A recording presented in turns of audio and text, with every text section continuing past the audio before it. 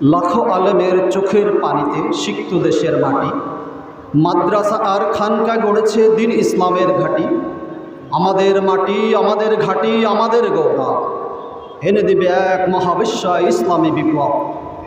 ইসলামী আন্দোলন বাংলাদেশ যশোর জেলা শাখা কর্তৃক আয়োজিত আজকের এই বিশাল জনসমাবেশের সম্মানিত সভাপতি, উপস্থিত প্রধান অতিথি, কেন্দ্রীয় দায়িত্বশীল সহ স্থানীয় নেতৃবৃন্দ, উপস্থিত আয়োজনে আয়োজিত সকল মুজাহিদ ভাইয়েরা, সকলকে মোবারকবাদ। সময়ের দাবিতে আমরা ইসলামী আন্দোলন কেন করি, এর লক্ষ্য উদ্দেশ্য কি, এটা আমাদের বোঝা খুবই প্রয়োজন।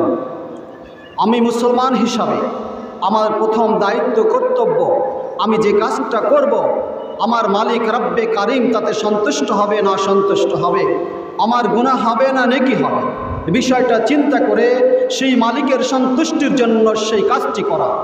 তাতে একটি রাষ্ট্র সমাজ পরিচালনায় রাজনীতি একটি বিশেষ আঞ্জাম। যেমন নামাজ একটা ইবাদত, রোজা একটা ইবাদত, তেমনি রাষ্ট্র রাজনীতি পরিচালনার একটি ইবাদত। এই ইবাদত কোরআন সুন্নাহর আলোকে করতে হবে, এটা ওই মালিকের হুকুম। যে কারণেই আমাদের আমির পীর সাহেব চরমনাই সারা বাংলাদেশে ইসলামের আদলে কোরআন সুন্নাহর ভিত্তিতে একটি ইসলামী রাজনীতির গণজাগরণের চেষ্টা করে যাচ্ছে, যাতে শেষের গণমানুষ শান্তি ও স্বস্তি ফিরে পায়। সংগ্রামী উপস্থিতি, বর্তমান সময়ে এমন একটা জটিল পরিস্থিতি সৃষ্টি হয়েছে, সত্যনিষ্ঠা বাণীকে আমাদের কণ্ঠ গ্রহ কথাবার্তা বলা বন্ধ করে দেওয়া হয়েছে, বাক শক্তিকে রুদ্ধ করে দেওয়া হয়েছে। একটা পর্যায়ে রাষ্ট্র রাজনীতির সত্য কথাগুলোকে তুলে ধরার মতো কোনো শক্তি দেশের কোনো রাজনৈতিকবিদের দেওয়া হচ্ছে না, যে কোনোভাবে তাদেরকে বাকশক্তি রুদ্ধ করা হচ্ছে।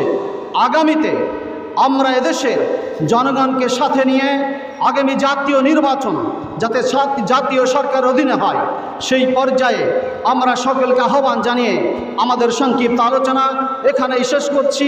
আমা ইলাইনা ইল্লাল বালাগ।